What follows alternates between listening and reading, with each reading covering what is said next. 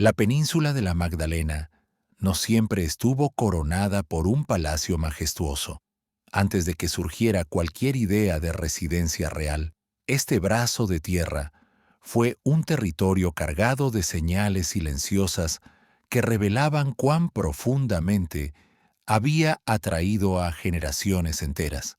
Su forma alargada, entrando con decisión en la bahía de Santander, actuaba como un mirador natural desde el cual podía vigilarse la entrada marítima, contemplarse el horizonte y, sobre todo, controlar el tráfico que durante siglos definió el pulso económico y social de la zona, mucho antes de que los arquitectos del siglo XX imaginaran su futura transformación. Ya existían indicios de que aquel lugar había sido elegido repetidamente por diversos pueblos, desde la época romana hasta las comunidades medievales que lo utilizaron como territorio estratégico.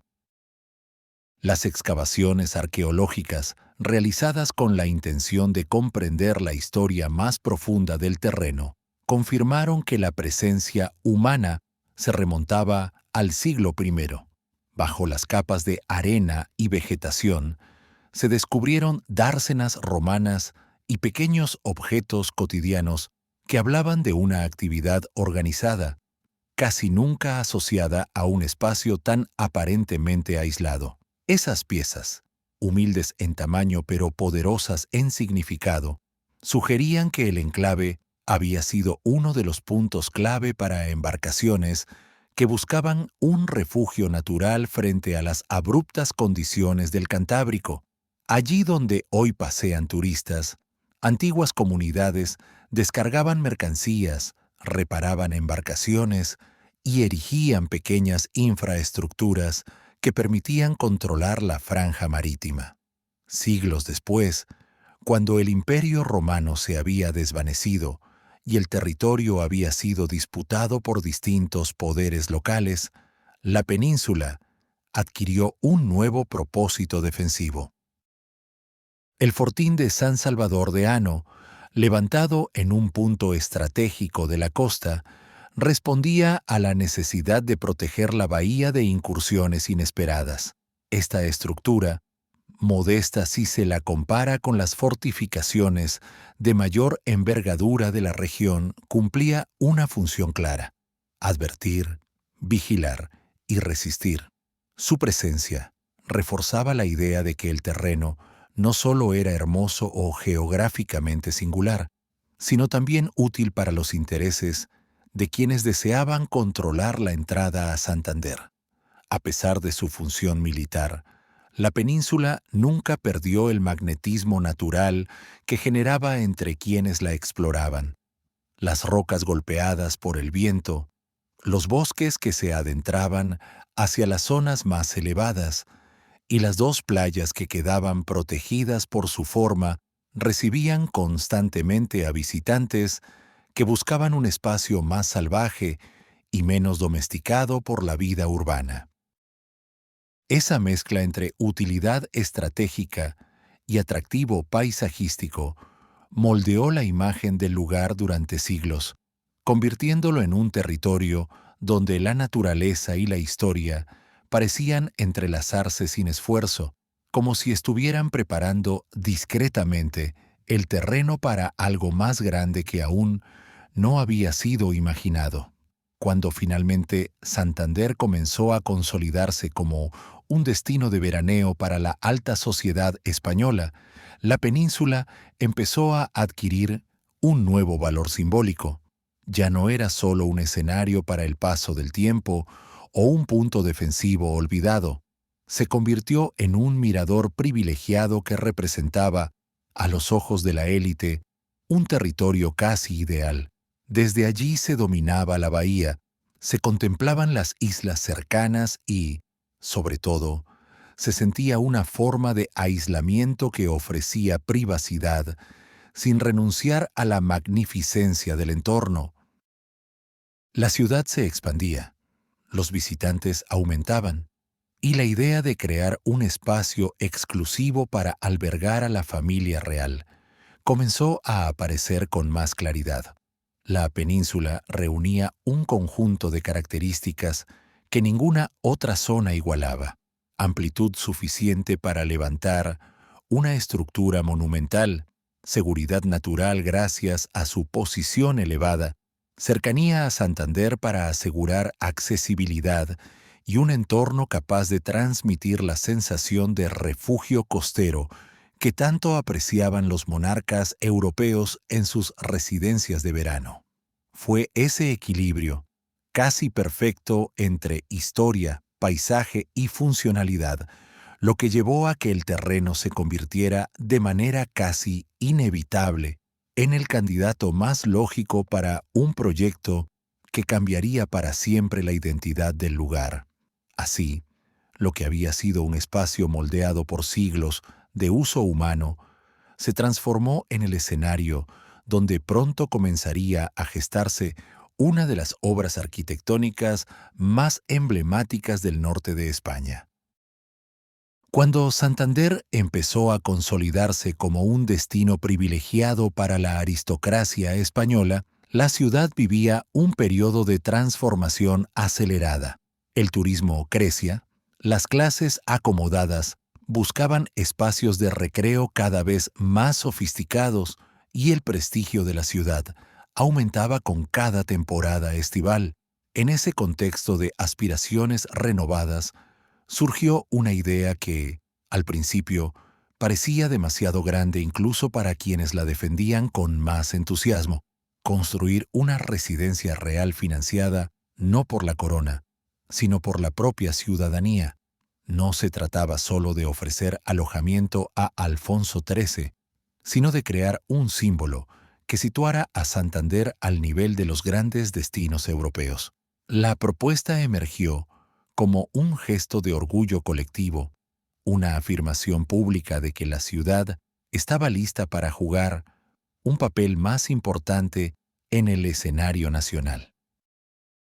Era una iniciativa audaz, casi improbable, que pretendía unir voluntades de todos los rincones sociales, desde familias adineradas que podían hacer aportes generosos hasta pequeñas comunidades locales que donarían lo que pudieran para participar en una obra que consideraban histórica. La idea no surgió de un decreto oficial ni de una orden ministerial. Brotó de una convicción compartida de que la ciudad debía proyectarse hacia el futuro con un emblema propio. Ese impulso se articuló rápidamente en conversaciones, reuniones y propuestas que comenzaron a tomar forma concreta. El ayuntamiento, consciente de las oportunidades que una residencia real podría traer, decidió respaldar la iniciativa y liderar su organización. La noticia se difundió entre los habitantes como una chispa que avivaba el entusiasmo popular.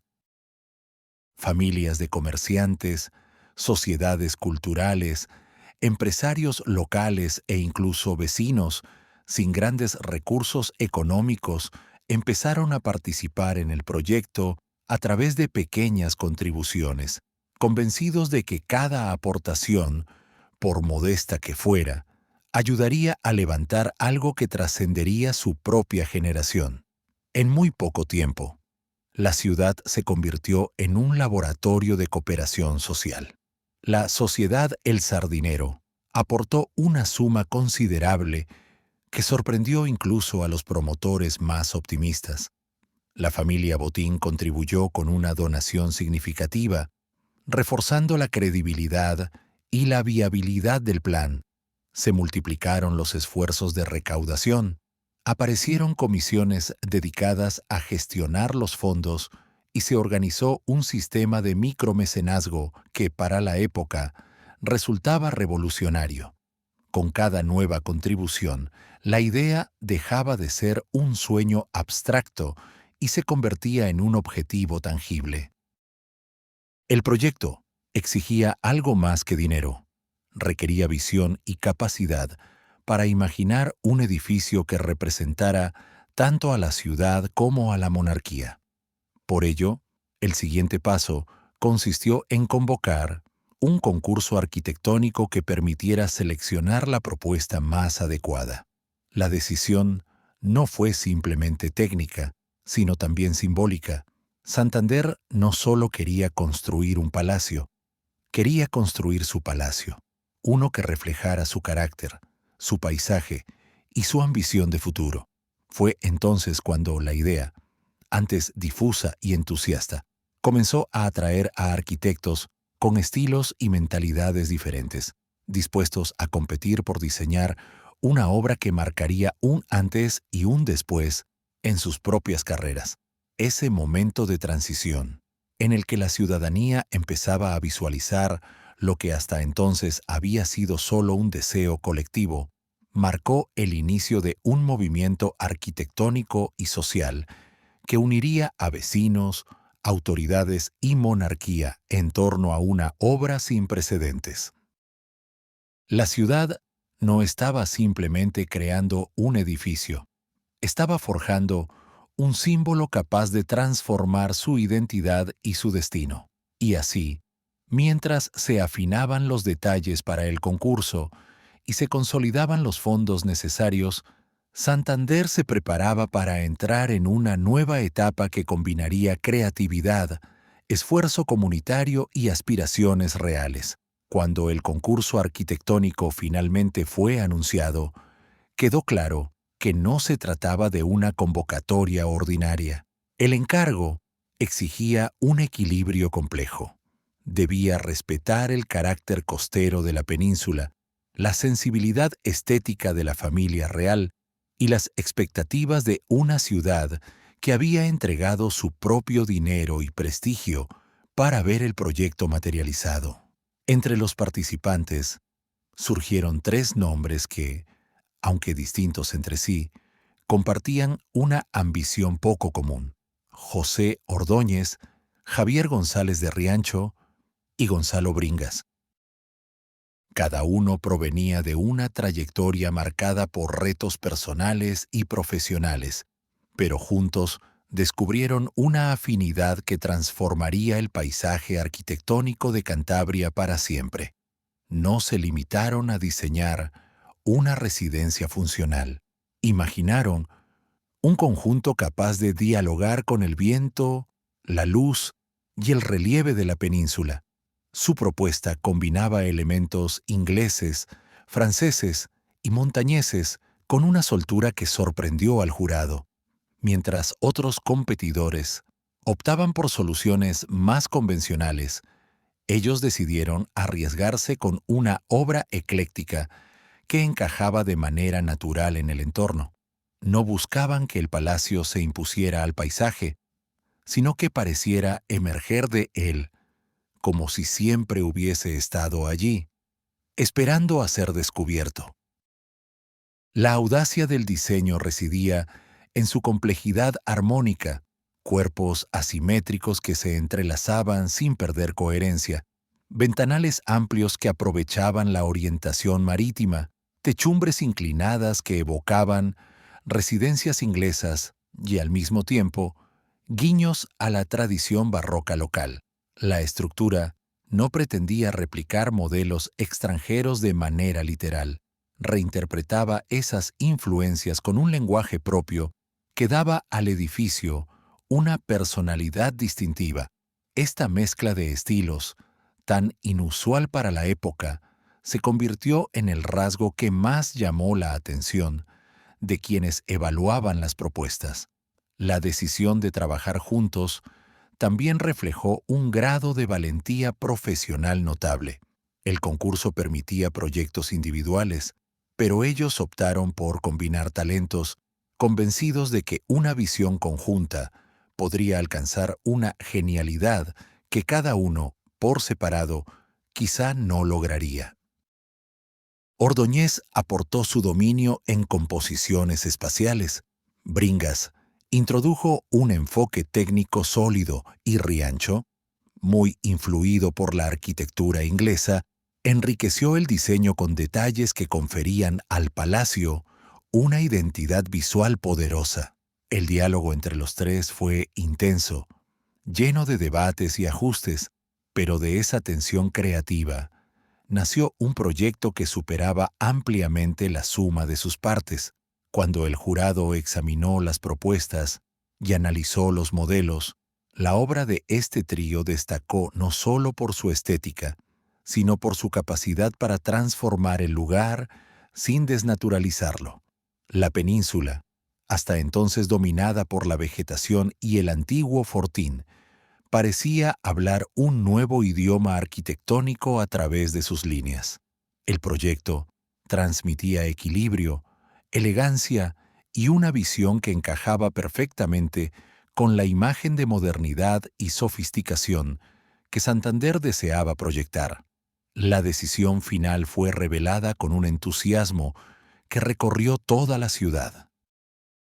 El proyecto de Ordóñez, Bringas y González de Riancho había ganado, contra todo pronóstico, una propuesta que combinaba riesgo, belleza y funcionalidad, se imponía sobre soluciones más tradicionales. La ciudadanía percibió que algo extraordinario estaba a punto de comenzar. No solo habían logrado reunir fondos para una obra ambiciosa, sino que habían elegido un diseño que prometía convertir la península en un emblema nacional. Con la aprobación oficial, llegó el siguiente desafío, tal vez aún mayor: transformar aquellos planos visionarios en piedra, madera y pizarra. Los arquitectos, conscientes de la magnitud del compromiso, se prepararon para dirigir una obra que exigiría precisión técnica, imaginación constante y un esfuerzo coordinado que involucraría a decenas de artesanos y trabajadores locales. Y así, mientras se ultimaban los permisos y se organizaban los equipos de construcción, Santander se dispuso a presenciar el inicio de una empresa monumental que marcaría el comienzo físico del palacio que cambiaría su historia. Desde el mismo momento en que el proyecto arquitectónico fue aprobado, la ciudad experimentó una mezcla de euforia y vértigo. La magnitud del palacio exigía una inversión que Santander nunca había afrontado. Aunque el entusiasmo inicial había permitido reunir una cantidad importante de fondos, pronto quedó claro que construir una residencia real sobre una península expuesta al viento, erosionada por la sal y ubicada en un terreno complejo, implicaba un gasto muy superior al previsto. Los primeros cálculos optimistas se desvanecieron cuando los ingenieros comenzaron a detallar los materiales necesarios, la mano de obra especializada y las estructuras de refuerzo para evitar que la humedad afectara al edificio. Cada nueva cifra añadía peso a una carga financiera que parecía crecer más rápido que las propias paredes del palacio. Lo que había comenzado como un sueño compartido empezó a transformarse en una carrera contrarreloj para evitar que la obra quedara paralizada. Las contribuciones de grandes benefactores, aunque valiosas, no eran suficientes para sostener la construcción durante meses enteros. Fue entonces cuando se hizo evidente el papel crucial de los micromecenas, cientos de familias de Santander que, sin grandes fortunas, decidieron aportar lo que podían. Unas pocas pesetas, ahorros modestos, pequeñas donaciones que en conjunto comenzaron a aliviar la presión económica. Esta participación convirtió el proyecto en algo más profundo que una simple residencia. Era un símbolo de unidad colectiva, una obra en la que cada vecino sentía haber dejado una huella. Sin embargo, la realidad no tardó en demostrar que incluso esta red de apoyo tenía límites. La comisión ejecutiva, encargada de administrar los fondos, comenzó a notar que la velocidad de gasto superaba con creces la capacidad de recaudación. Las reservas económicas descendían con inquietante rapidez, mientras las exigencias técnicas aumentaban. Se organizaron rifas benéficas, eventos públicos y campañas de recaudación que atravesaban la ciudad de norte a sur. Las asociaciones culturales aportaban lo que reunían en sus actividades. Los comerciantes destinaban parte de sus ingresos a la obra, y diversas familias acomodadas incrementaban sus contribuciones de manera voluntaria. Pero la situación financiera seguía siendo tan frágil que, en un gesto que revelaba la desesperación del momento, la comisión decidió incluso comprar billetes de la Lotería de Navidad con la esperanza de que un golpe de suerte resolviera las dificultades más graves. Era un acto a medias entre la fe popular y la necesidad extrema, un intento de mantener viva una obra que se negaba a detenerse. Los trabajadores de la construcción continuaban levantando muros, instalando cubiertas y tallando piedra, a menudo sin saber si el presupuesto alcanzaría para pagar la siguiente quincena. Y aún así, la población mantenía su compromiso, impulsada por la convicción de que aquello debía completarse sin importar los obstáculos. El palacio avanzaba metro a metro, como si la propia península lo protegiera del desaliento. Las estructuras principales empezaron a tomar forma, los muros se elevaban con firmeza, las chimeneas empezaban a marcar la silueta del edificio y las primeras cubiertas de pizarra reflejaban la luz cambiante del Cantábrico. La ciudad observaba el progreso con una mezcla de orgullo y preocupación, consciente de que cada avance era una victoria lograda contra la escasez. A pesar de la tensión económica constante, el proyecto no se detuvo, y sin embargo, cuando parecía que la mayor batalla estaba en las cuentas y los presupuestos, un nuevo desafío inesperado irrumpió en la obra, un fenómeno social, ajeno al proyecto pero completamente capaz de paralizarlo, estaba a punto de desplegarse en Santander. Las piedras seguían levantándose, los arquitectos ajustaban detalles y los donantes continuaban enviando lo que podían, sin saber que el siguiente obstáculo no vendría ni de los números ni de la técnica, sino de la propia fuerza laboral del palacio. En 1911, cuando el proyecto parecía haber superado sus peores tensiones financieras, surgió un desafío distinto, uno que no podía resolverse con donaciones ni con gestiones administrativas. Santander entero vivía un clima social agitado y el movimiento obrero, cada vez más organizado, comenzó a manifestar su descontento de manera pública y contundente. Entre los colectivos movilizados se encontraban los canteros, precisamente aquellos cuya labor resultaba indispensable para levantar la estructura pétrea del futuro palacio. Su ausencia no solo ralentizaba los trabajos, paralizaba de raíz la esencia misma del proyecto. El silencio que se apoderó de la península de la Magdalena contrastaba con el bullicio habitual de la obra.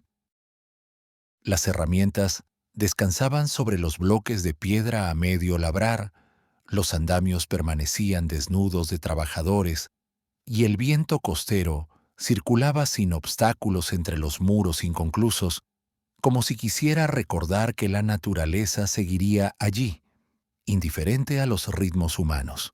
La comisión ejecutiva trató de mediar, convocando reuniones frenéticas, pero la situación social superaba por mucho la escala de un solo proyecto. La huelga formaba parte de una reivindicación más amplia, y el palacio, a pesar de su importancia simbólica, se convirtió en una víctima colateral de aquel momento histórico. Mientras tanto, en Madrid, el rey Alfonso XIII recibía informes constantes sobre el avance, o más bien, la detención de la construcción. No eran simples comunicados protocolares. Los miembros del ayuntamiento, conscientes del interés personal del monarca por su futura residencia estival, enviaban detalles precisos sobre cada fase, cada avance, cada contratiempo. Estos reportes no solo informaban, sino que alimentaban una sensación creciente de expectativa en el propio rey, quien veía en aquel edificio no solo un refugio para los veranos, sino una especie de retiro desde el cual escapar brevemente de las presiones de la vida pública. La relación entre el monarca y el palacio adquirió un matiz casi emocional. Alfonso XIII, acostumbrado a visitar obras y supervisar proyectos que fortalecieran la imagen moderna de la monarquía, encontraba en la Magdalena un lugar donde proyectar algo más íntimo, un espacio donde su familia pudiera moverse con libertad y naturalidad, lejos de los rigores de la corte. Por eso, cada retraso provocado por las huelgas generaba en él una mezcla de frustración y comprensión. Sabía que la obra se alzaba gracias al esfuerzo del pueblo y que aquel mismo pueblo atravesaba un periodo convulso. Sin embargo, seguía esperando noticias que confirmaran el retorno de los trabajadores. Cuando finalmente las tensiones se suavizaron y la actividad pudo reanudarse, el equipo de arquitectos se vio obligado a acelerar un proyecto que ya exigía precisión y cuidado extremos. Los canteros regresaron a su labor con la pericia que los caracterizaba, retomando el tallado de las piedras, elevando muros, ajustando molduras y reforzando las bases que sostendrían la estructura final. La obra avanzó con un ímpetu renovado, como si tanto los trabajadores como los directores de la construcción entendieran que cada día recuperado era una victoria frente a las incertidumbres que habían amenazado con detenerlo todo. La península volvió a llenarse de sonidos metálicos, de voces que se coordinaban entre andamios y de un ritmo de trabajo que devolvía vida al proyecto. Poco a poco, el palacio empezó a adquirir una silueta reconocible. Las torres, los cuerpos asimétricos, los amplios ventanales y las cubiertas inclinadas comenzaban a dialogar entre sí, anunciando lo que pronto sería una de las residencias más singulares de la monarquía española. Santander observaba el progreso con una mezcla de emoción y alivio. Después de meses de tensión, la obra retomaba su curso natural, acercándose por fin al momento en que dejaría de ser una promesa para convertirse en un hogar. Y así, con cada piedra colocada y cada tramo completado, se abría paso una nueva etapa, la preparación del interior. La estructura estaba casi lista para recibir vida, para ser habitada, para transformarse de una obra monumental en un espacio cálido, decorado y pensado para el día a día de la familia real. Lo que venía a continuación no sería menos importante que los cimientos o los muros. Era el momento de vestir el palacio por dentro, de darle alma y personalidad. Una nueva fase estaba por comenzar, y la península esperaba impaciente el siguiente capítulo de su transformación. Con la estructura finalmente terminada y las últimas piedras encajadas con precisión casi artesanal, el Palacio de la Magdalena se alzaba sobre la península como un gigante recién despertado. Pero un edificio, por imponente que sea, no se convierte en un hogar hasta que alguien le insufla carácter, sensibilidad y una visión personal de cómo debe sentirse y vivirse. Ese papel recayó en la reina Victoria Eugenia, cuya participación en el proyecto fue mucho más profunda de lo que podía imaginarse desde fuera. Lejos de limitarse a supervisar decisiones de protocolo, la reina asumió con entusiasmo la tarea de dar vida interior al palacio, dotándolo de una identidad que reflejara tanto elegancia como calidez familiar. Su intervención comenzó mucho antes de que la familia real pusiera un pie en la residencia. Victoria Eugenia dedicó semanas a seleccionar cuidadosamente cada mueble, estudiando estilos, texturas y proporciones. Recorrió talleres artesanales, consultó catálogos especializados y comparó propuestas de distintos fabricantes, siempre buscando un equilibrio entre sobriedad y refinamiento. La reina tenía un talento natural para armonizar espacios y entendía que cada pieza, desde una lámpara hasta un tapiz, debía establecer un diálogo con la arquitectura que Ordóñez, Bringas y González de Riancho habían concebido. Los salones principales fueron los primeros en recibir su atención.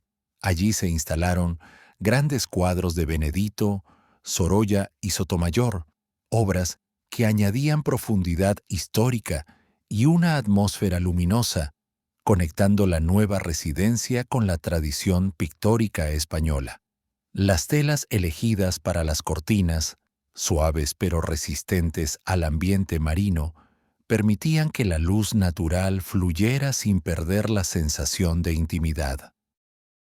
Los muebles, algunos de inspiración inglesa y otros más claramente mediterráneos, fueron distribuidos estratégicamente para crear zonas de conversación, rincones de lectura y espacios amplios donde la familia pudiera recibir invitados sin perder comodidad. La reina también prestó especial atención a los dormitorios y a los pasillos, lugares que no solían ocupar titulares, pero que definían la experiencia cotidiana de la casa. Tapices claros, maderas cálidas, alfombras pensadas para amortiguar el eco de los pasos y pequeños detalles florales permitían que cada estancia adquiriera una personalidad propia. Incluso las habitaciones destinadas al servicio fueron decoradas con un nivel de cuidado poco habitual en residencias reales, reflejo del deseo de Victoria Eugenia de crear un ambiente armonioso para todos los que convivirían en el palacio. Ese proceso de selección y diseño interior despertó en la reina un vínculo emocional con la residencia. Cada objeto, cada cuadro y cada tejido parecía hacerla sentir que, por primera vez, la familia tenía un refugio que no respondía solo a las necesidades protocolarias, sino también a su deseo de experimentar cierta normalidad. Ese sentimiento fue compartido por quienes acompañaban a la monarquía, que veían cómo el palacio evolucionaba desde una obra arquitectónica impresionante hacia un espacio vivo, en permanente transformación. Cuando todo estuvo preparado, la llegada de la familia real convirtió la península en un escenario vibrante. El palacio, que hasta entonces había sido una mezcla de estructura sólida y silencio expectante, comenzó a llenarse de voces, risas y la actividad cotidiana que da sentido a cualquier construcción habitada. Los pasillos cobraron vida con el ir y venir de los asistentes. Los jardines, antes dominados por el sonido del viento, ahora respondían a los juegos infantiles y a los paseos de la corte. Las estancias, decoradas con tanto esmero, empezaron a reflejar el ritmo diario de sus ocupantes. La residencia ya no era un símbolo en construcción ni un proyecto colectivo en espera de inauguración. Con la familia instalada, el palacio entró en su etapa más plena. La vida real, con todas sus rutinas y matices, comenzaba a habitar cada uno de sus rincones, y así, el edificio que había nacido del esfuerzo de un pueblo entero, empezaba su destino como hogar estival de la monarquía, abriendo un nuevo capítulo donde la convivencia, las recepciones y los veraneos darían forma definitiva a su identidad. Con la familia ya instalada y el interior completamente adaptado al gusto de Victoria Eugenia, el Palacio de la Magdalena inició una etapa que más tarde sería recordada como su verdadero esplendor. Entre 1913 y 1930, La residencia se transformó en un escenario vibrante donde se entrelazaban la vida familiar de los reyes, los compromisos oficiales y una actividad social que atrajo a visitantes de toda España y de distintos puntos de Europa. La península, que durante siglos había permanecido silenciosa y contemplativa, parecía ahora latir al ritmo de un ambiente cortesano relajado, casi festivo, donde la monarquía encontraba un equilibrio entre la formalidad y la intimidad.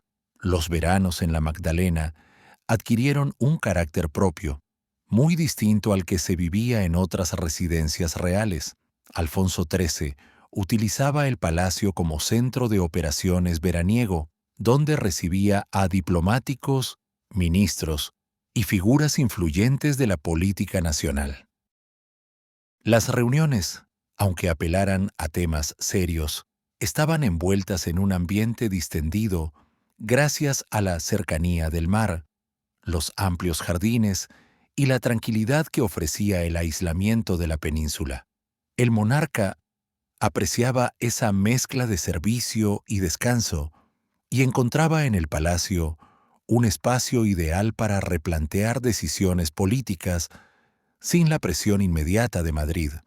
Mientras tanto, la reina Victoria Eugenia disfrutaba de un entorno donde podía compartir momentos cotidianos con sus hijos, alejados del ceremonial rígido que dominaba su vida habitual. Las playas próximas se convirtieron en un refugio para la familia real, y no era inusual ver a los niños explorando la costa o jugando en los jardines, mientras artistas invitados, científicos o escritores se mezclaban discretamente entre los visitantes.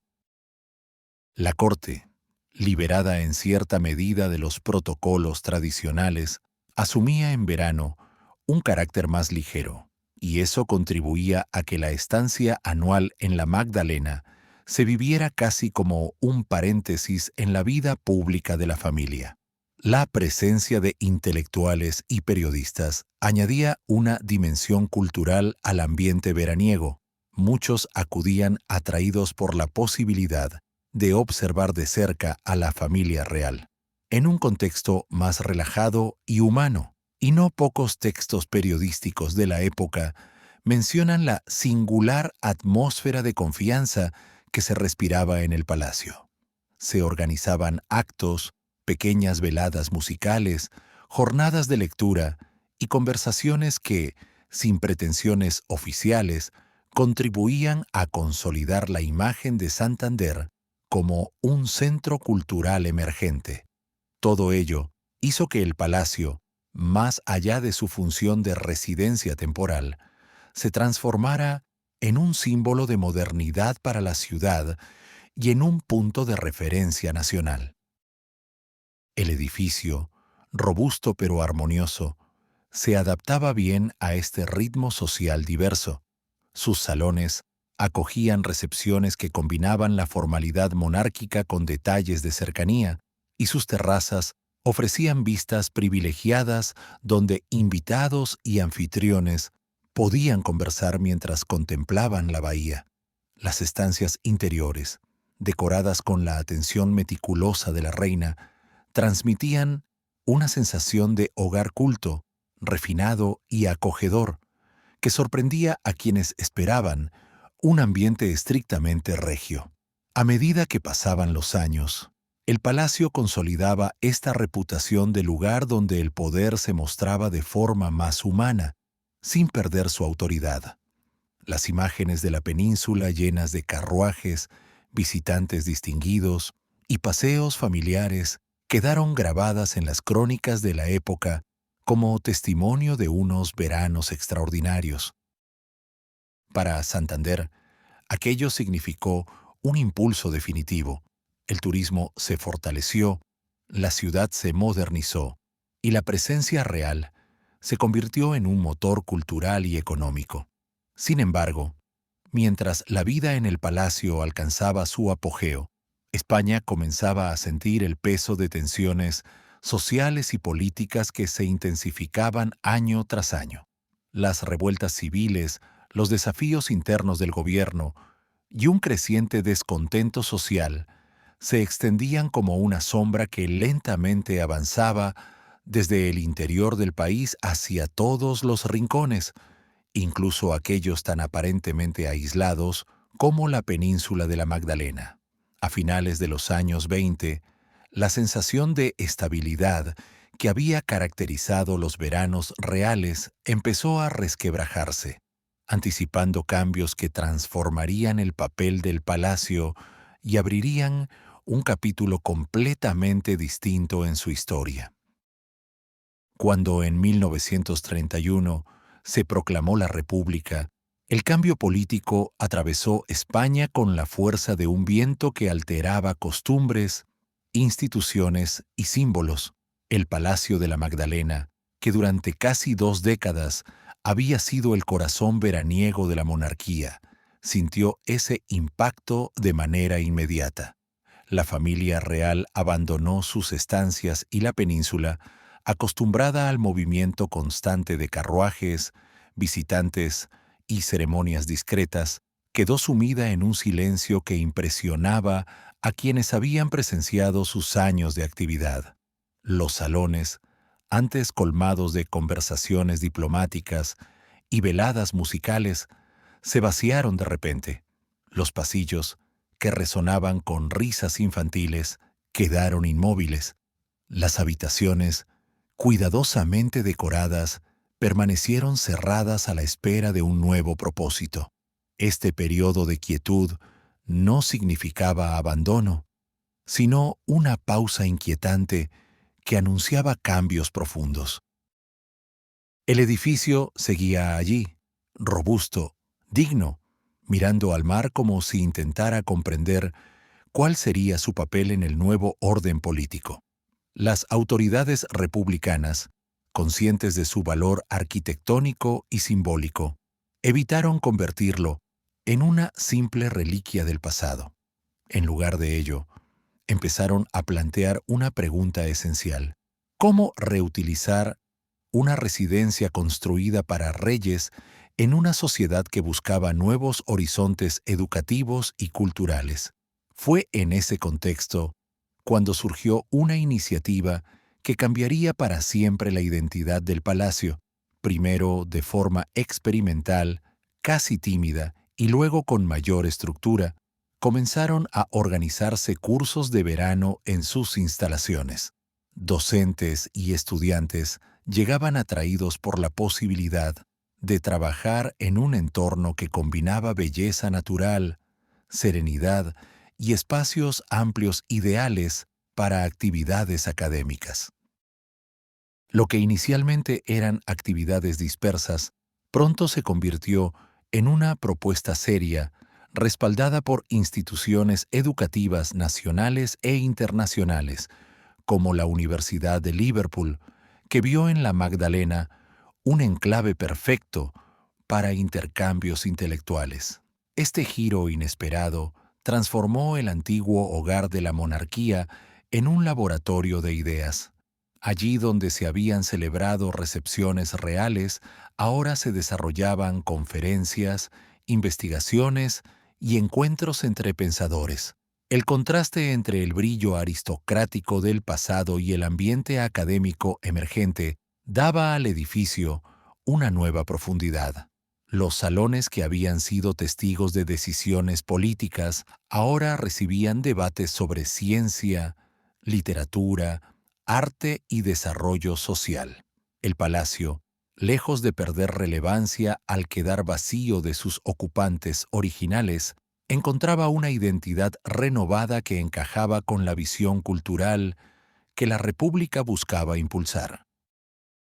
Aún así, este resurgimiento intelectual se producía en un ambiente nacional cada vez más frágil.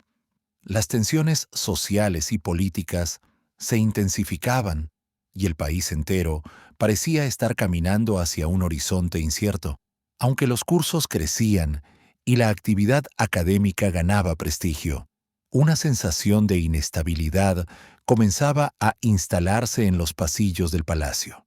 Los organizadores Trabajaban con determinación, conscientes de que estaban construyendo un proyecto valioso, pero también sabían que dependían de un equilibrio político que se volvía más inestable día tras día. El palacio, que había renacido con un propósito cultural innovador, se encontraba ahora frente a un nuevo desafío que no había elegido. Los ecos de un conflicto que empezaba a dibujarse en distintas regiones del país se colaban lentamente en las conversaciones de profesores y estudiantes. Mientras las olas golpeaban la península como siempre, el ambiente en la Magdalena anunciaba que una época oscura se acercaba, una etapa que pondría a prueba no solo a España, sino también al propio palacio, cuya historia estaba a punto de entrar en su capítulo más sombrío. Cuando estalló la Guerra Civil en 1936, el Palacio de la Magdalena quedó atrapado en un silencio distinto al que había vivido tras la marcha de la monarquía. Ya no se trataba de una pausa institucional ni de una transición política. Era un silencio tenso, cargado de incertidumbre, que envolvía cada piedra del edificio como si éste comprendiera que una sombra profunda se extendía sobre el país. La península, acostumbrada al bullicio académico que había comenzado a florecer en los años anteriores, se transformó en un lugar donde las prioridades cambiaron abruptamente. Santander, como tantos otros rincones del territorio español, se convirtió en escenario de acontecimientos que marcarían la memoria colectiva durante generaciones. Muy cerca del palacio, en la zona llana próxima a la playa, se habilitó un campo destinado a la reclusión de prisioneros, lo que en tiempos había sido un entorno bucólico para paseos y actividades veraniegas, se convirtió en un espacio cercado, vigilado y sobrecargado de tensiones. Las cifras superaban cualquier previsión. El lugar, pensado para unas pocas centenas de personas, llegó a albergar a más de 1.600. El contraste con la serenidad natural del entorno era estremecedor, mientras las olas seguían rompiendo con la misma cadencia de siempre. Las miradas cansadas de los internos buscaban una sensación de alivio que rara vez encontraban. El edificio principal del palacio no funcionó como cárcel, pero sus salones se convirtieron en testigos silenciosos de reuniones, gestiones militares y decisiones que influirían en el destino de muchas personas. Las estancias que antes habían recibido a reyes, diplomáticos y artistas, ahora eran ocupadas por mandos que debatían estrategias en un ambiente cargado de tensión. El eco de las conversaciones cambiaba de tono. Ya no eran discusiones culturales o visitas protocolarias, sino diálogos marcados por la dureza del conflicto. El palacio, sin estar directamente implicado en las acciones bélicas, absorbía la atmósfera que se extendía por toda la península. La proximidad entre el edificio y el campo generaba un contraste difícil de ignorar. Por un lado, la arquitectura ecléctica del palacio seguía transmitiendo una imagen de elegancia sobria, como si se resistiera a perder la dignidad con la que había sido concebido. Por otro, la realidad humana que se desarrollaba a pocos metros recordaba que la guerra era capaz de transformar incluso los espacios más hermosos en escenarios cargados de dolor emocional. Los relatos de quienes pasaron por el campo describen la rutina de los internos: largas horas de espera, escasez de bienes básicos y una mezcla de esperanza y desconcierto. Muchos poemas y testimonios escritos en aquellos días revelan una lucha constante por conservar la dignidad en medio de una situación extremadamente adversa. El palacio, incapaz de intervenir pero forzado a presenciarlo todo, acumuló en sus muros un recuerdo silencioso de aquella etapa. Las vistas desde sus ventanales, que antes ofrecían un paisaje de tranquilidad idílica, ahora abarcaban un escenario donde se entrelazaban vigilancia, disciplina y la presencia constante de la incertidumbre. Caminando por sus pasillos, la sensación era diferente. No había movimiento de estudiantes ni conversaciones familiares, sino un vacío expectante, como si el edificio aguardara el momento de recuperar su propósito natural. Cuando el conflicto llegó a su fin, la península respiró de nuevo, aunque no sin el peso de lo vivido. El campo fue desmantelado, los prisioneros trasladados, y el palacio quedó momentáneamente suspendido entre dos épocas, sin monarquía que lo reclamara y sin actividad académica inmediata que lo revitalizara. Pero la pausa no duró demasiado. Con el paso de los meses y los nuevos reacomodos sociales, el edificio comenzó a reencontrarse con el camino que había empezado antes de la guerra, convertirse en un punto de referencia para el conocimiento, la investigación y el debate intelectual. Ya no sería el hogar estival de los reyes, sino un espacio donde generaciones de estudiantes, profesores y pensadores volverían a llenar de voces y reflexiones esas mismas estancias.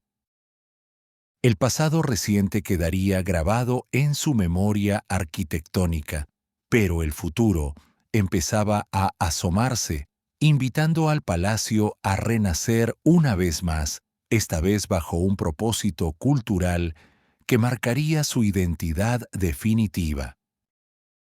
Cuando la guerra terminó y el país trataba de reconstruir su equilibrio, el Palacio de la Magdalena comenzó lentamente a desprenderse de la sombra que había cubierto su historia reciente.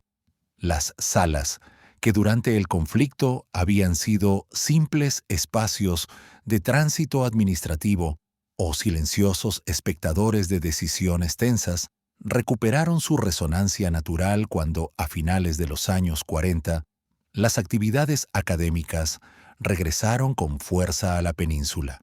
Lo que en tiempos había sido un experimento cultural promovido por la República se transformó progresivamente en un proyecto sólido, capaz de convertir al palacio en uno de los epicentros intelectuales más singulares de España. La Universidad Internacional Menéndez Pelayo, heredera directa de aquellos primeros cursos que se habían gestado en los años 20, encontró en el palacio no solo un lugar funcional para impartir clases, sino un símbolo perfecto de su misión: unir tradición, modernidad y pensamiento crítico en un entorno incomparable. Filósofos, poetas, científicos y maestros de diversas disciplinas comenzaron a reunirse en las mismas salas donde se había deliberado sobre política y donde la monarquía había celebrado reuniones íntimas. Ahora, esos espacios eran escenarios de debates, lecturas, talleres creativos y conferencias que atraían a estudiantes y académicos de dentro y fuera del país. El ambiente que se creó en la Magdalena durante estas décadas era único. Los jardines que antes habían sido territorio de juegos infantiles se convirtieron en lugares donde estudiantes repasaban notas al sol. Los salones, decorados con arte cuidadosamente seleccionado por la reina Victoria Eugenia, servían como marco para exposiciones y mesas redondas, y las terrazas, siempre abiertas al viento del Cantábrico, se llenaban de conversaciones espontáneas entre asistentes que continuaban debatiendo horas después de concluida cada sesión formal. La mezcla de naturaleza, arquitectura y pensamiento generaba una energía especial que muchos visitantes describían como transformadora. No era raro que en un mismo día coincidieran especialistas en historia, músicos, escritores, matemáticos o arquitectos creando un cruce de perspectivas que enriquecía cada encuentro. El palacio se consolidó como un laboratorio de creatividad donde grandes figuras de la cultura española y europea dejaban huella con su presencia. Poetas como Gerardo Diego, investigadores de talla internacional, periodistas y jóvenes estudiantes de diversas generaciones compartieron este espacio, convirtiéndolo en un punto de referencia para la transmisión de ideas. La serenidad del entorno ayudaba a que los participantes se sintieran parte de una comunidad intelectual más amplia, lejos del ruido urbano y cerca de un paisaje que invitaba a la reflexión. En este periodo, la imagen del palacio evolucionó de forma notable. Ya no era la residencia de reyes, ni un edificio silencioso tras la guerra, ni un recuerdo nostálgico de tiempos pasados. Era un punto de encuentro entre tiempos y disciplinas, un lugar donde la memoria histórica convivía con la innovación académica. Cada verano, el flujo de visitantes renovaba su vitalidad, llenando los pasillos de nuevas voces y otorgando a la península un dinamismo que contrastaba con la calma del mar que la rodeaba. Sin embargo, mientras el palacio ganaba prestigio como centro intelectual, el paso del tiempo empezaba a dejar marcas visibles en su estructura. Los materiales que habían resistido viento, humedad y décadas de uso intensivo mostraban signos de desgaste. Las exigencias de la vida académica moderna también planteaban necesidades técnicas que el edificio original no podía satisfacer sin una intervención profunda. A pesar de la energía vibrante que llenaba sus espacios, la Magdalena enfrentaba un nuevo desafío: la necesidad ineludible de ser restaurada y adaptada para continuar su nuevo papel sin perder su esencia histórica. Así, mientras estudiantes y pensadores seguían recorriendo sus salas, comenzaba a gestarse la idea de un proceso de renovación que abriría otro capítulo en la vida del palacio, un capítulo en el que la arquitectura, la memoria y la funcionalidad tendrían que dialogar nuevamente para garantizar que este símbolo cultural no se apagase con el paso del tiempo. Con el prestigio académico del palacio en pleno auge, la llegada de los años 90 reveló una realidad inevitable. Aquel edificio, moldeado por el viento salino y el uso continuo, necesitaba una intervención profunda. Lo que en un principio se concibió como una restauración técnica para corregir filtraciones, reforzar estructuras y modernizar instalaciones, pronto se convirtió en un proceso mucho más ambicioso, capaz de transformar no solo la apariencia del palacio, sino también la percepción que la sociedad tenía de él. El Ayuntamiento de Santander, junto con la Universidad Internacional Menéndez Pelayo, impulsó un proyecto de rehabilitación que pretendía preparar el edificio para las necesidades del siglo XX sin renunciar a su historia. Sin embargo, esa intención equilibrada acabaría derivando en uno de los episodios más polémicos de su trayectoria. Los trabajos comenzaron con energía. Arquitectos y especialistas en conservación estudiaron minuciosamente cada rincón, analizando las partes más deterioradas y proponiendo soluciones para preservarlas. Pero conforme avanzaban las obras, surgieron ideas que buscaban reinterpretar algunos espacios, dotándolos de un aire contemporáneo que rompía con la estética original del palacio. En el papel, estas propuestas respondían a criterios de funcionalidad y seguridad. En la práctica, introducían elementos que alteraban de manera drástica la atmósfera histórica que había definido a la Magdalena durante décadas. La instalación de una escalera moderna, de amplias proporciones y adornos geométricos, se convirtió en el símbolo más visible de esta transformación. Su diseño, aunque técnicamente impecable, chocaba con la estética ecléctica del edificio y con la delicadeza de los interiores concebidos por Victoria Eugenia.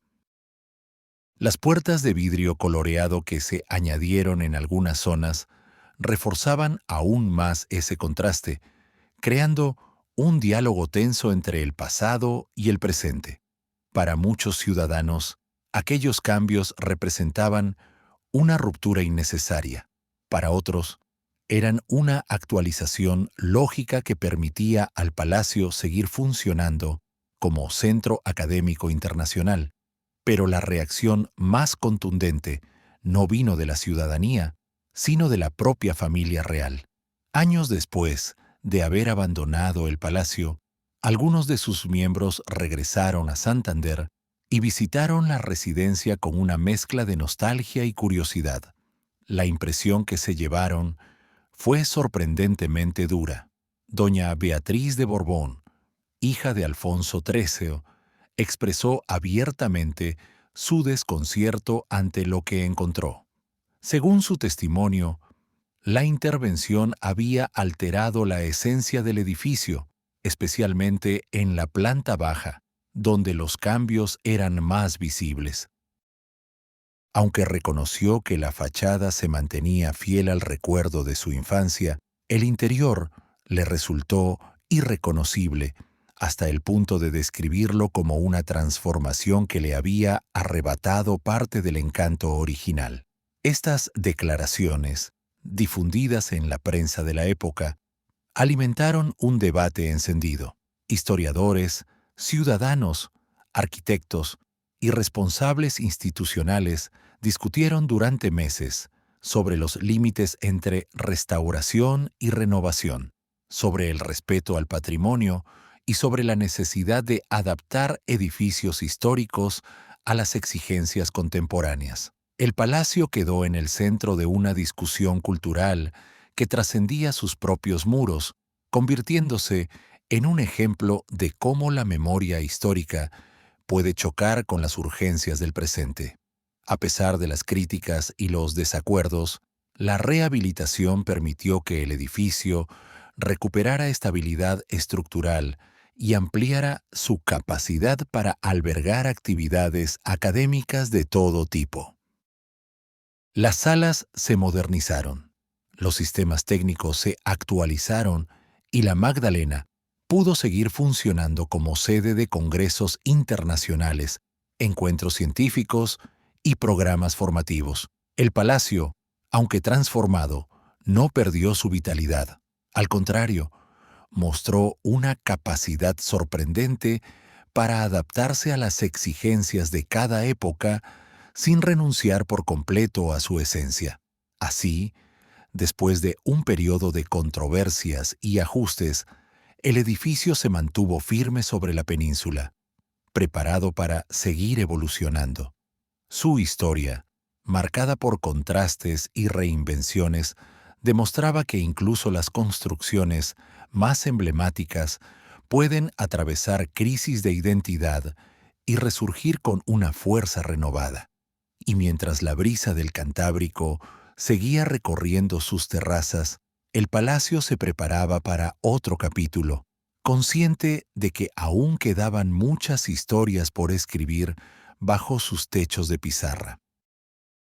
La historia del Palacio de la Magdalena, siempre marcada por giros inesperados, alcanzó uno de sus momentos más controvertidos en 1977, cuando se anunció públicamente la venta del edificio por parte de don Juan de Borbón al Ayuntamiento de Santander. A primera vista, la noticia parecía una simple operación administrativa, pero su trasfondo despertó un debate intenso que sacudió tanto a la clase política como a los ciudadanos. Para muchos, aquella transacción representaba una reparación histórica. Para otros, una contradicción cargada de ironía, porque el edificio, construido originalmente con el esfuerzo económico de la ciudad, había terminado en manos de la familia real y ahora regresaba mediante una compra considerable. La cifra establecida, 150 millones de pesetas, generó titulares y discusiones en toda España. Los partidos de izquierda denunciaron que la ciudad estaba pagando por algo que, en su opinión, nunca debería haber abandonado el patrimonio municipal. Argumentaban que Santander, en su acto de generosidad colectiva de principios del siglo XX, había cedido el palacio como gesto simbólico hacia la monarquía, no como una renuncia definitiva. Con esa perspectiva, la operación era vista como una restitución invertida. En lugar de recibir de vuelta lo que había entregado, la ciudad debía pagar para recuperarlo. Aún así, el alcalde Juan Ormaechea defendió la compra como una decisión estratégica. En un momento en que España atravesaba un proceso de transición política complejo, era crucial asegurar para Santander un edificio cuya relevancia cultural, turística y académica había crecido enormemente con las décadas. El palacio no solo representaba parte de la identidad visual de la ciudad, sino que albergaba la Universidad Internacional Menéndez Pelayo, una institución ya consolidada que atraía visitantes de múltiples países. La adquisición garantizaba el control completo del emplazamiento y permitía planificar su futuro sin depender de acuerdos inciertos con la Casa Real. Para muchos habitantes, el anuncio tuvo un matiz emocional profundo. La noticia de que el palacio volvía oficialmente a ser propiedad del pueblo despertó una sensación de cierre histórico, como si el edificio completara un ciclo natural que había comenzado el día en que los ciudadanos donaron sus ahorros para levantarlo. A pesar de la polémica, una parte importante de la población sintió que la ciudad recuperaba algo más que un inmueble. Recuperaba un símbolo colectivo, una pieza esencial de su identidad urbana. La forma en que el palacio se integró nuevamente en la vida municipal también reforzó esta percepción. Con la propiedad ya asegurada, Santander pudo destinar la península, excepto las zonas ocupadas por actividades académicas, a uso público, permitiendo que cualquier ciudadano paseara entre los mismos jardines en los que antes se habían alojado reyes, intelectuales y estudiantes. El edificio, que durante décadas había sido accesible solo a ciertos grupos, se convirtió progresivamente en un espacio más abierto, más cercano y más profundamente unido a la vida de la ciudad. No obstante, el regreso del palacio a manos municipales no significó el fin de sus transformaciones. Al contrario, marcó el inicio de una etapa en la que la ciudad tendría que decidir cómo preservar un patrimonio tan singular sin convertirlo en un monumento estático. Era necesario mantener su función académica, proteger su valor arquitectónico, revitalizar sus espacios y a la vez permitir que siguiera evolucionando. Cada una de esas responsabilidades implicaba decisiones cruciales que determinarían el rumbo del palacio durante las décadas siguientes. Así, mientras la península recuperaba su carácter de parque público y el edificio reforzaba su papel como sede cultural y educativa, el Palacio de la Magdalena entró en una nueva fase de su existencia. Ya no era propiedad de un rey ni un símbolo político. Ahora pertenecía oficialmente a la ciudad que lo había hecho posible, pero su historia seguía escribiéndose día tras día, siempre abierta a nuevas interpretaciones y nuevos desafíos. A primera vista, el Palacio de la Magdalena parece una construcción surgida de un cuento europeo, una mezcla armoniosa de influencias que lo convierten en una pieza única dentro del panorama arquitectónico español. Su presencia domina la península con una elegancia que no intimida, sino que invita a observarlo con atención, como si cada uno de sus ángulos contara una historia distinta.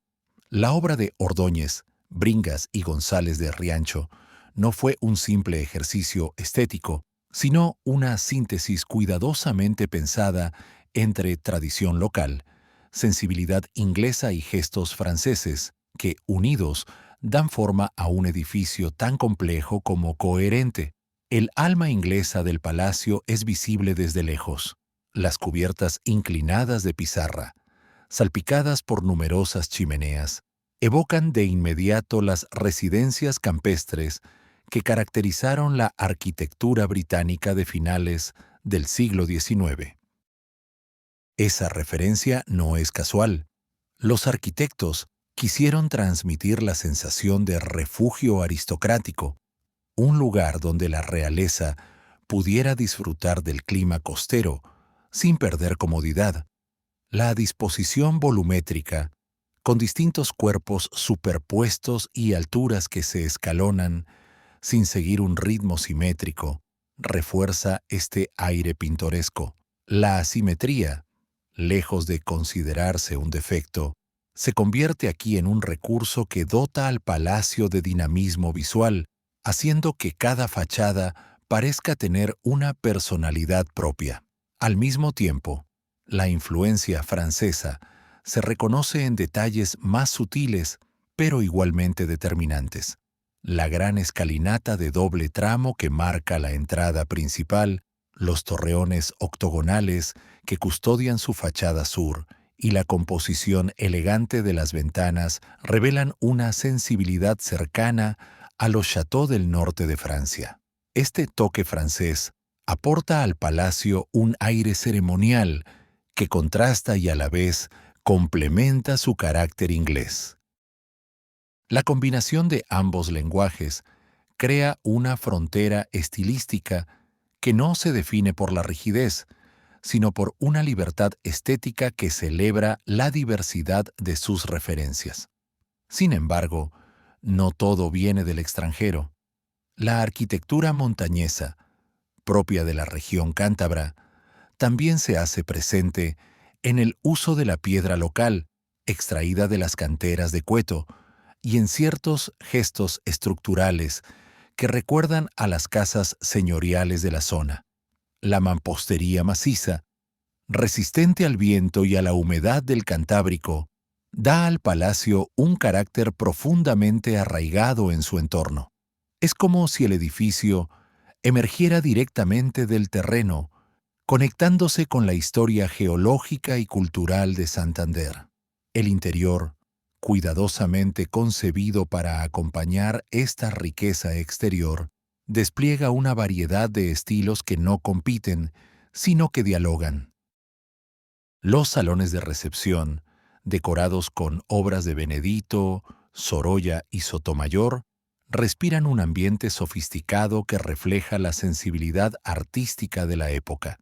Las maderas nobles utilizadas en revestimientos y mobiliario aportan calidez, mientras que los ventanales amplios permiten que la luz natural bañe las estancias durante buena parte del día, creando una interacción constante entre exterior e interior.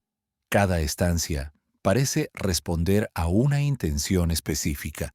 Algunas invitan a la reflexión tranquila, otras a la sociabilidad, otras a la contemplación del paisaje. Uno de los aspectos más fascinantes del palacio es su capacidad para integrar todos estos elementos sin perder coherencia. Es un edificio ecléctico, sí, pero no caótico. La diversidad estilística que podría haber resultado disonante se transforma bajo la mano de sus arquitectos en una composición equilibrada que sorprende a quien la recorre. Cada detalle, desde una moldura hasta la forma de un tejado, está colocado con un sentido narrativo, como si el palacio fuera un organismo vivo que respira a través de sus materiales, proporciones y juegos de luz. Y aún así, por más completo que pueda parecer, el palacio no existe aislado. Su historia, su función y su identidad no se entienden plenamente sin mirar más allá de sus muros.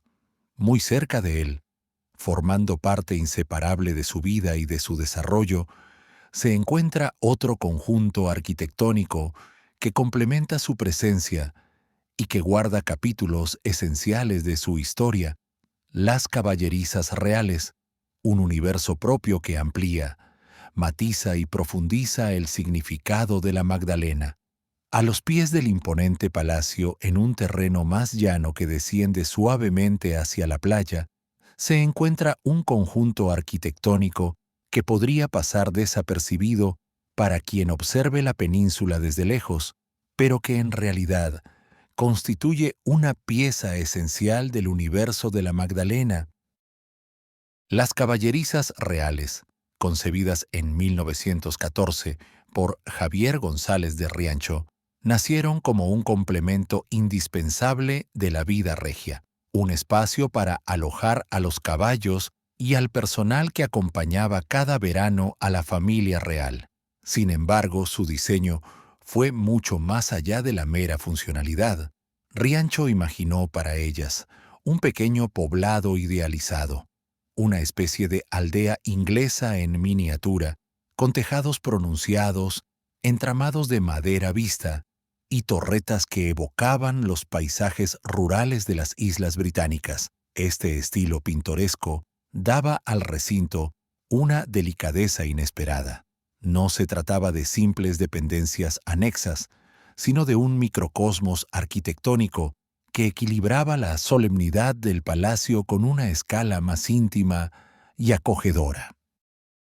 Las construcciones, dispuestas en torno a una plazoleta central, generaban la sensación de estar entrando en un pequeño mundo autónomo, donde los ritmos del día giraban en torno a la preparación de caballos, la gestión de carruajes y las labores de mantenimiento que requería una corte en movimiento.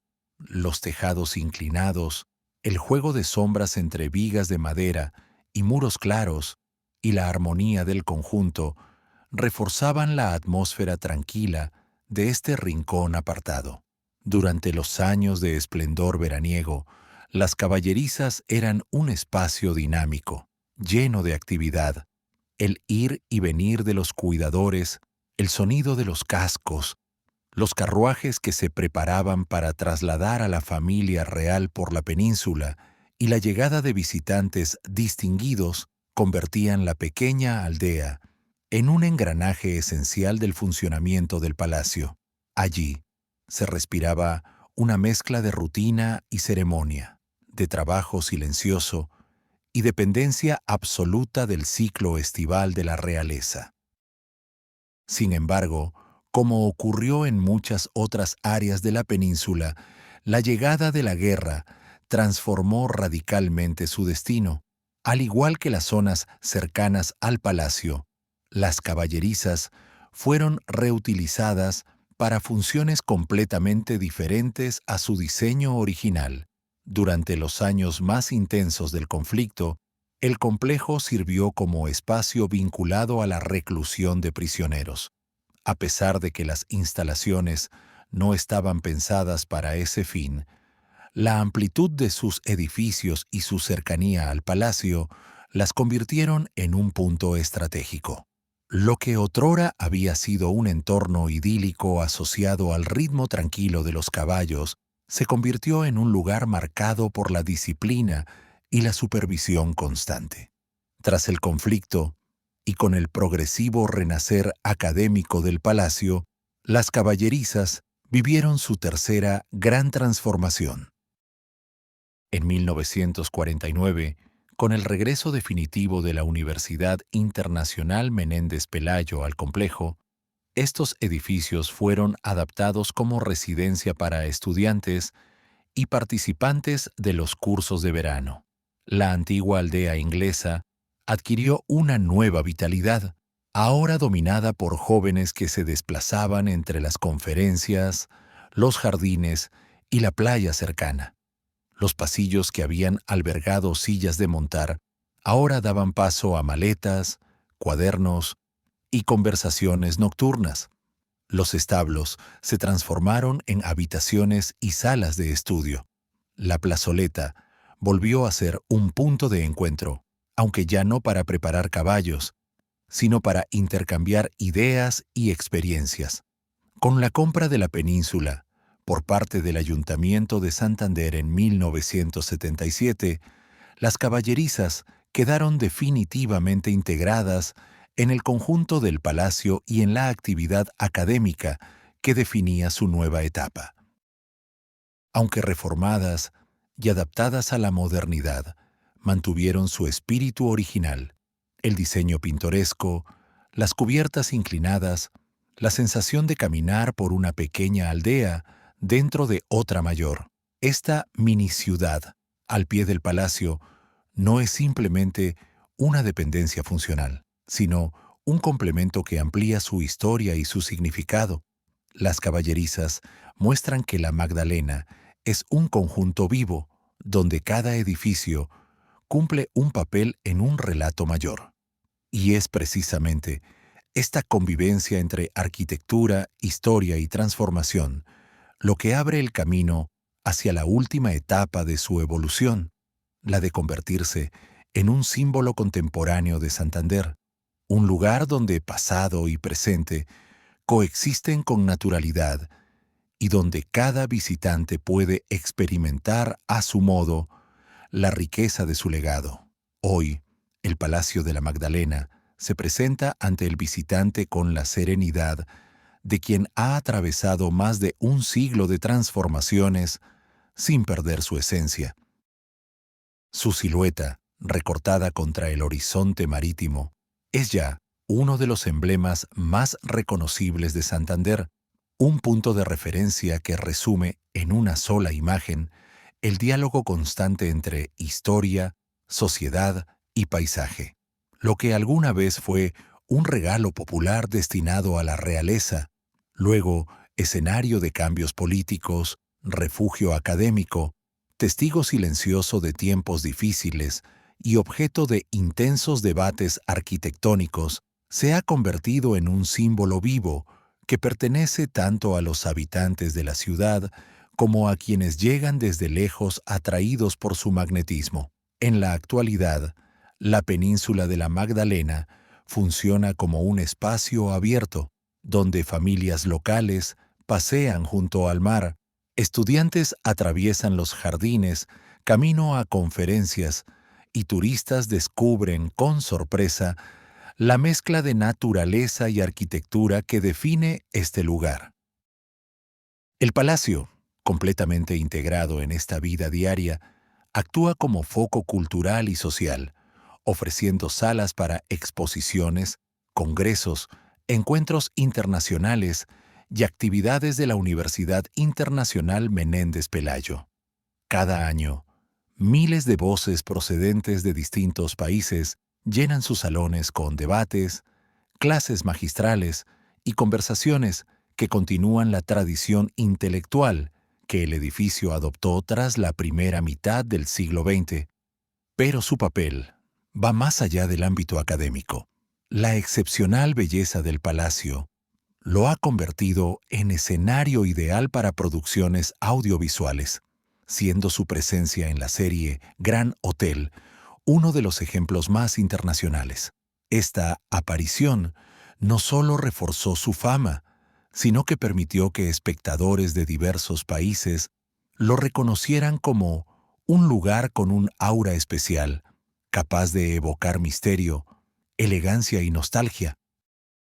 De igual modo, su estética singular atrae a parejas que desean celebrar aquí sus ceremonias, llenando sus jardines y terrazas de momentos que quedarán grabados en la memoria de las familias que lo eligen.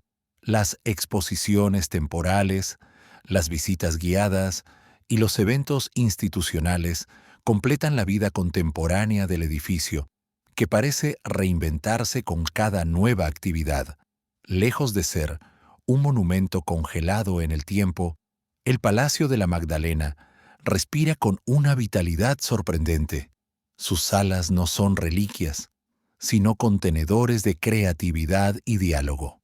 Sus jardines no son simples decoraciones, sino espacios donde las generaciones se encuentran.